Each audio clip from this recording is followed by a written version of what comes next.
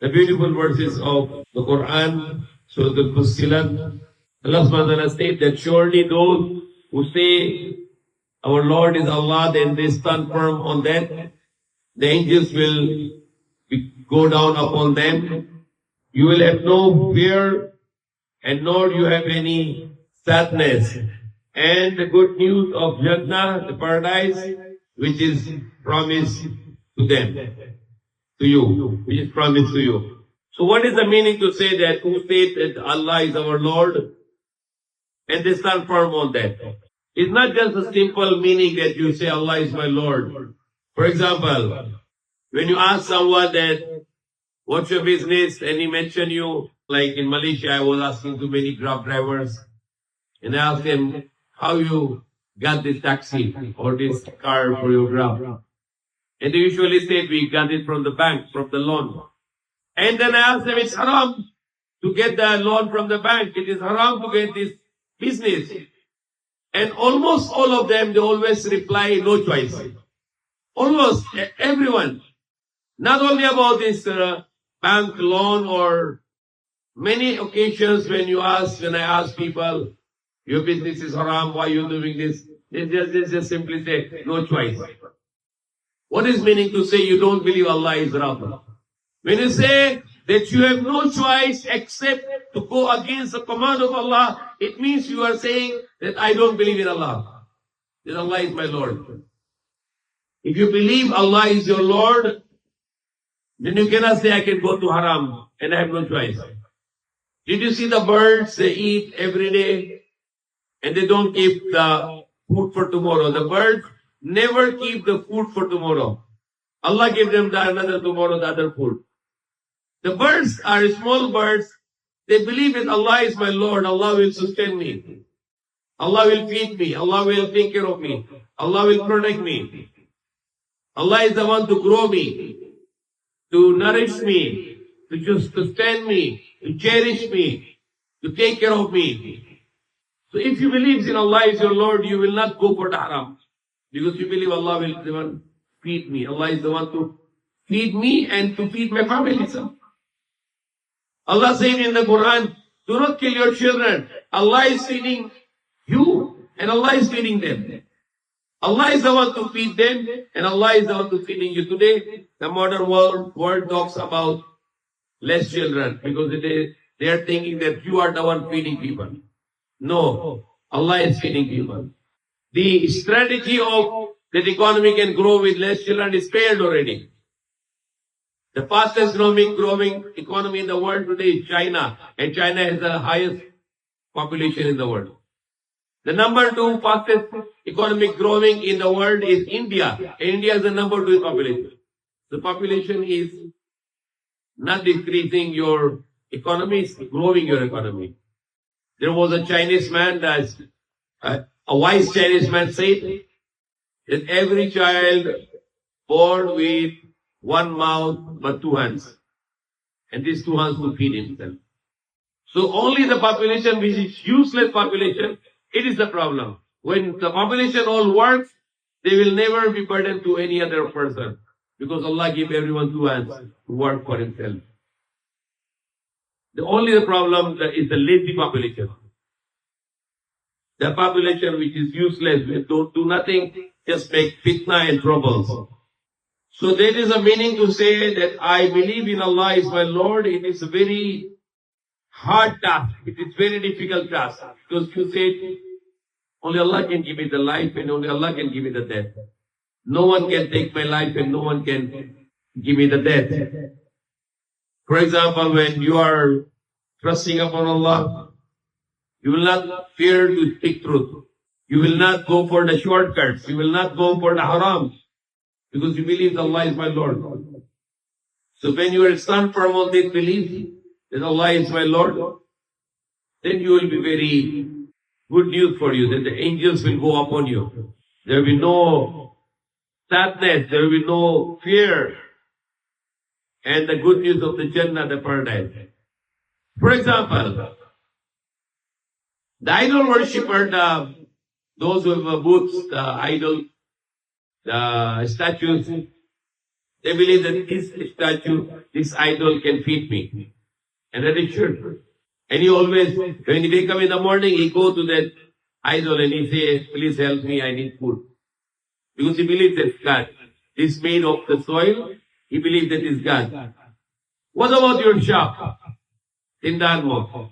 What is made of? It is made of soil also. It is made of cement. And you wake up in the morning, you don't pray Fajr, you go to the shop.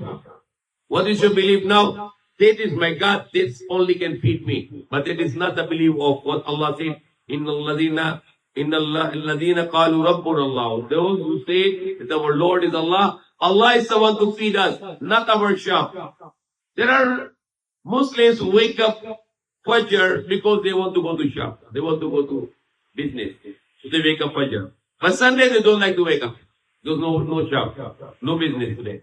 So no need to pray Fajr. So their praying Fajr is only because they wake up for their business. So this shop become your God now. Even the Shuma Salah you can see in Quiapo or in Pakistan or India, Malaysia, Indonesia, many Muslim places. Allahu Akbar. Why the Muslims say Allahu Akbar? Why the Muslim did not say Alhamdulillah, Bismillah? Why Muslim did not say Subhanallah? Why the Muslim is called Allahu Akbar? Why Allah is telling him to say Allahu Akbar? Why the Prophet teach to say Allahu Akbar? The meaning of Allahu Akbar, that your business is not big, Allah is big. Your shop is nothing, Allah is the greatest. Your school is nothing, Allah is the greatest. You have to leave everything. Your house is nothing, Allah is the greatest. So when you hear Allahu Akbar, it means you have to leave everything. Because Allah is commanding in the Quran, وَإِذَا يَا أَيُّهَا الَّذِينَ آمَنُوا. If you really a believer, it is for you. يَا أَيُّهَا الَّذِينَ آمَنُوا إِذَا نُودِيَ لِلصَّلَاةِ مِنْ يَوْمِ الْجُمْعَةِ فَاسْعَوْا إِلَى ذِكْرِ اللَّهِ وَذَرُوا الْبَيْعَ. Oh, you believe, when the call on the day of Jum'ah announced, Allahu Akbar, leave off your business. فَاسْعَوْا إِلَى ذِكْرِ اللَّهِ وَذَرُوا الْبَيْعَ. Go towards, quickly, mabilis, to the remembrance of Allah, and وَذَرُوا الْبَيْعَ, and leave off your business. And it is a command for men and women. No woman is accepted, no man is accepted, except a person with sickness. The women who have a small babies, they can pray. They can pray at home, but rest. Or those women who are menstruating, they are exempted. But everyone else is obligatory to call upon Allahu Akbar. Allah is greatest. Now nothing is greater. Only Allah is the greatest. That is the meaning of Allah. And even Allah said, leave off your business. But people doesn't close your shop because they believe that shop is the one to feeding. Allah is not the one feeding them.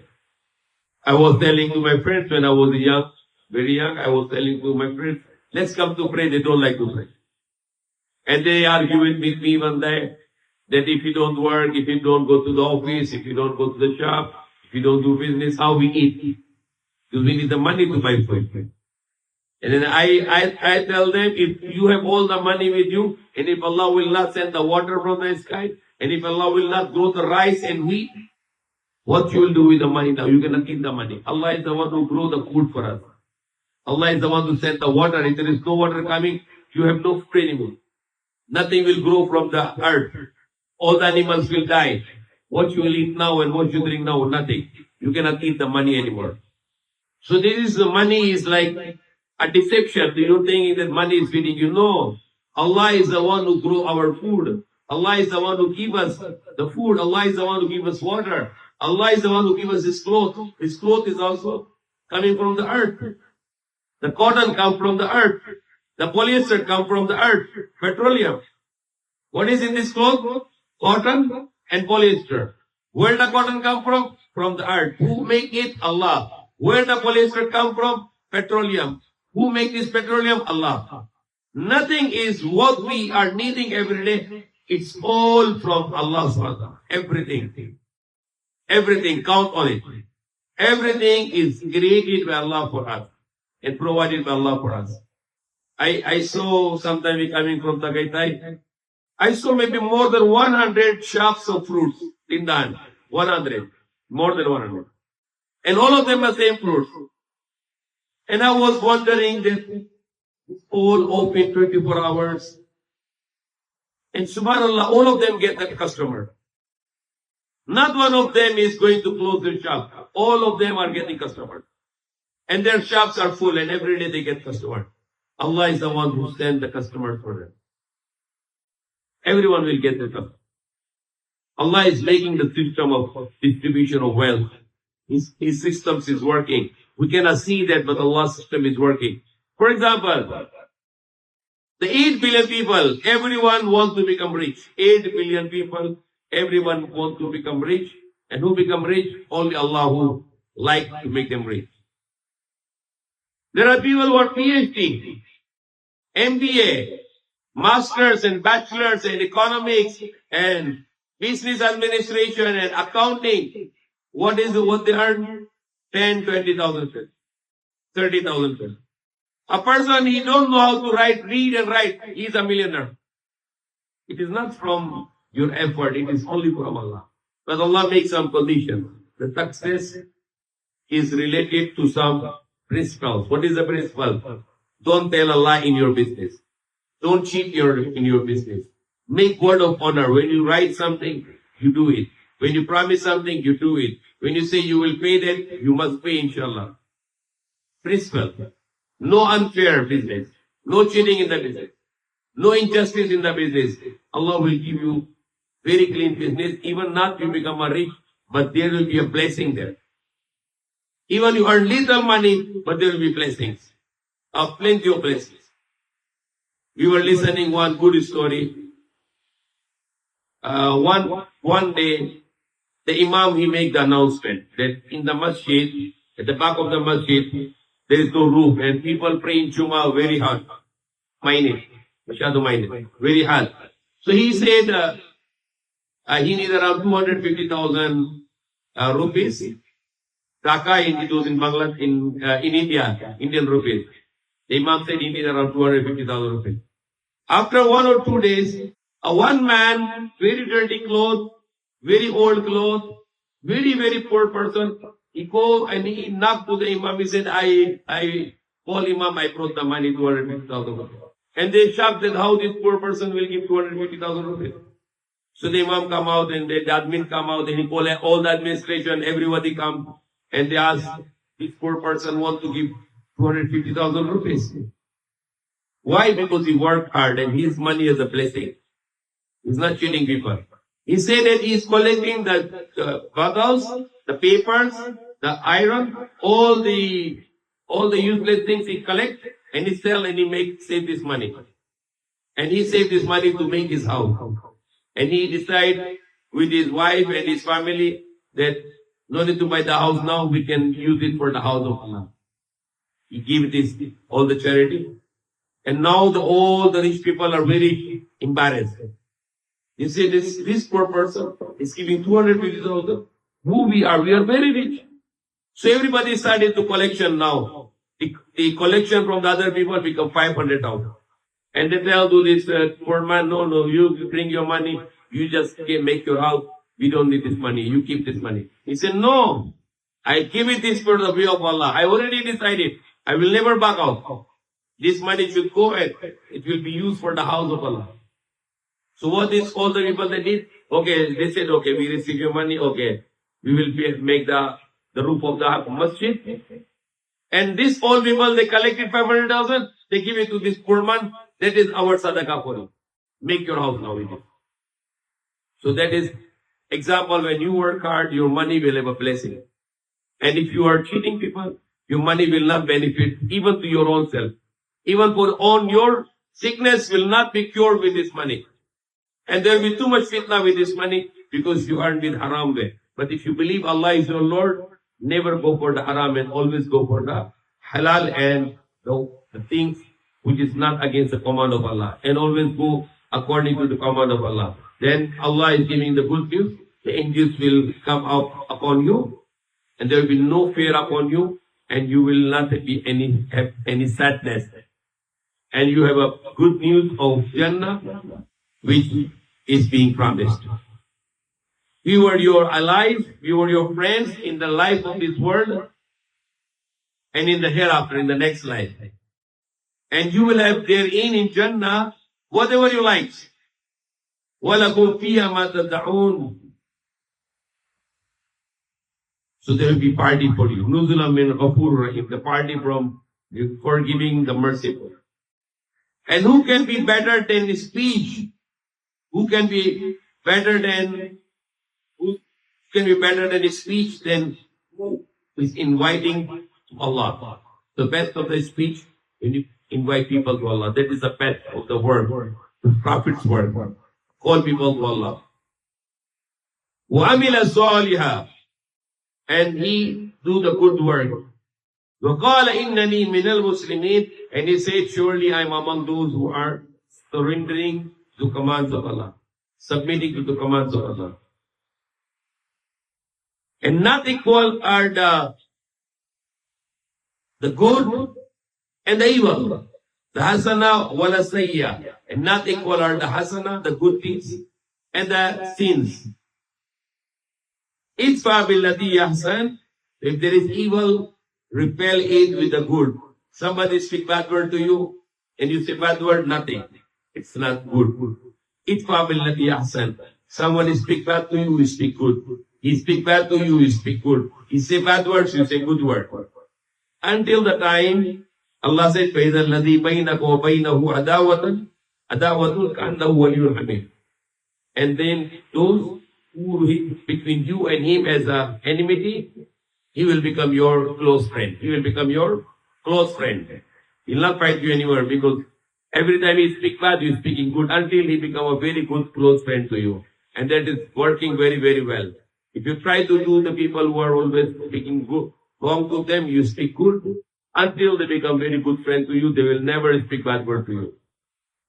But Allah said it is not for everyone to achieve this character. وَمَا يُلَقَّاهَا إِلَّا الَّذِينَ صَبَرُوا. And it is not be given to anyone except those who are patient. وَمَا يُلَقَّاهَا إِلَّا ذُو حَظٍّ عَظِيمٍ. And it is not given to them except those who are great fortunate.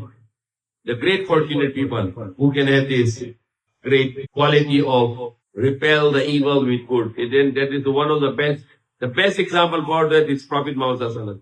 When people speak bad words to him, he speak good words to them. They say bad to him, he speak good to them. There was a woman, old woman, she wanted to leave Makkah, and she was carrying her luggage, and the Prophet Muhammad Sallallahu Alaihi Wasallam passed there, and he said, I can help you to bring you where you are going.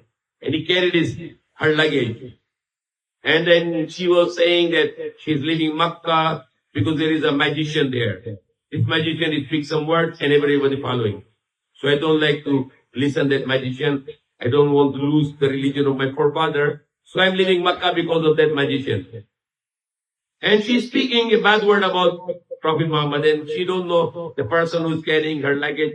He's the Prophet Muhammad. And she's saying, oh, I don't like this person. It is like this and like this.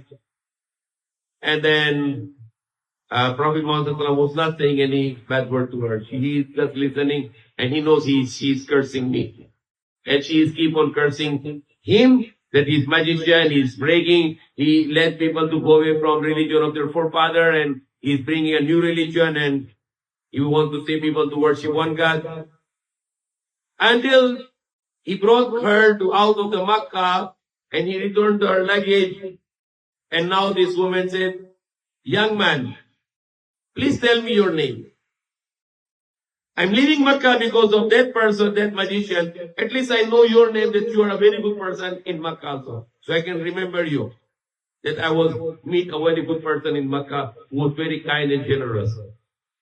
And now the Prophet Muhammad is revealing his name to her. That I am Muhammad. And now she's shocked. That all the way I curse him, but he's carrying my luggage. What kind of man is it? If somebody you're going and you're carrying, and she speaks bad words to you, will you carry the luggage? Get lost, go away, I don't like to carry your luggage. You cursing me and I'll carry your luggage? But this is not the Prophet Muhammad. She was cursing him and he is carrying her luggage. all the way going out of the Makkah, all the city. He's walking with her, carrying her luggage, and she's speaking bad word unknowingly to him. And now when she knew that he's the Muhammad, she was very embarrassed and she said, I believe that there is no God except Allah, La ilaha illallah, and I believe you are the messenger of Allah. You are the prophet of Allah. That is how the people were admired with his good character. So Allah subhanahu wa ta'ala mentioned it is repel the evil with good. And the last verse for tonight, وَإِمَّا يَنْزَغَنَّكَ مِنَ الشَّيْطَانِ نَزْغٌ فَاسْتَعِذْ بِاللَّهِ. And when the shaitan touches you, give you some, misguided you touches you with some whispers, فَاسْتَعِذْ بِاللَّهِ. Then seek the refuge of Allah, seek the protection of Allah. وَإِنَّهُ هُوَ السَّمِيعُ الْعَلِيمُ. Surely He is hearing the knowledge of Allah. So may Allah guide us. Inshallah, if any question, you can post here. If no question, we can make dua. The Quran is a living, it gives us a life. And it is the word that justify against the disbelievers. So we really want it to be our heart to be alive. Then we need to always to go for the Quran. Quran is also shifa for our hearts. It removes the sicknesses from our heart. في قلبه مرض. في قلبه مرض. في قلوب مرض. فزادهم الله مرضا. In the munafiqin, their hearts has the sickness, and Allah increases their sickness. So if ever we have some sickness in our heart, the Quran can remove it. Reading the Quran, especially with understanding, it can heal our heart and it can cure our hearts. One of the things also that there are, when we Ramadan finish, after Ramadan, there are some fasts. And usually we miss these fastings of Shawwal. The Prophet Muhammad recommended as the 6th fast in Shawwal, and it will be like whole year, because 6 fast will be like equal to 60 times 10. Also there will be fast. Every month we can have 3 fasts at least. In middle of the month, in Islamic month, or the last month of the Zulhijjah, it has a 9 fast. From 1st of the Zulhijjah until the 9th of Zulhijjah, the day of Hajj. That's we are not missing, we are doing it. So inshallah we can make our habit to have a fast. We'll try to have this, still we have a days remaining for the Shawwal, at least we can make 6 days of fast. And the next month, the Zulqa'dah, we can have 3 fasts in middle of the month. And Zulhijjah, inshallah, we should not miss the best of the fast, 9 days fasting, from the 1st of Zulhijjah until the 9th of Zulhijjah. And the 10th of Zulhijjah is haram to fast, because there are 2 days which you cannot fast. 2 days haram to fast. Except that whole year you can fast. The one day is Eidul Fitr and the another one is Eidul Adha, where you cannot be allowed to fast. And Prophet Muhammad, he used to fast Monday and Thursday. And he recommend the fast, maximum fast you can do every other day. And he said it is the fast of Prophet Dawood alayhi salam. That he fasts one day and then another day, alternate after every other day. And he said that is the maximum fast you can implement. But what days you can select? You can select like 3 days every month, or Monday and Thursday. Then it will be like 8 to 9 fast in 1 month. Especially the people, there is the lots of corruption in our food, and lots of people are getting the cancers. And there is the usual cure for the cancer is the exercise. You cut the cancer, and most of the cases it's reoccur. The best medication for the cancer, any kind of cancer, is fasting. Because fasting can shrink the cancer, or gradually it can kill the cancer, because when the cancer cell doesn't get sustenance, they started to perish. And also our body system has autophagy, which means the self-eating. When you don't eat, your fat cells and your cancer cells will convert into energy. So that is the best cure for any kind of cancer, is also fast. But of course, our intention should be like Ustad said earlier, that when we are coming here and reading the Quran, and all of you are coming here and joining for the Quran, and listening this lecture and making dua. So make it ikhlas that our intention is to please Allah. Then it will be too much blessing for this.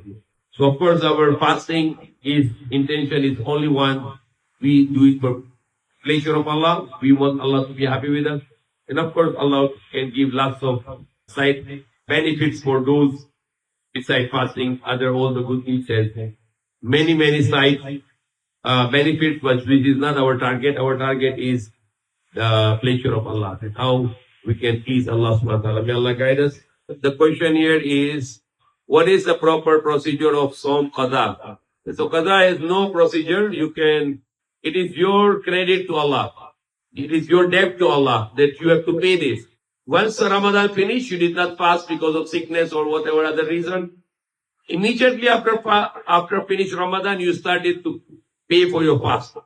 So how many fasts you missed for all your life, previous and previous Ramadan, try to make counting. Write it down with you. I did not fast this, I have to pay for this.